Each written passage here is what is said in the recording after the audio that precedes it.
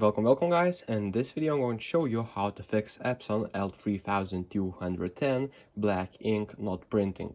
So basically what you need to do is check if you have black ink right here by looking at this ink scale.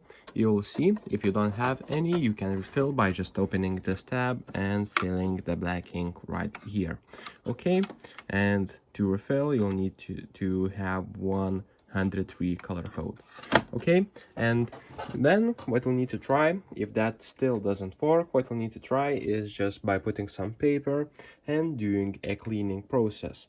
So just hold down this button for like 5 seconds and it will do a procedure for like 1 minute or 2 minutes.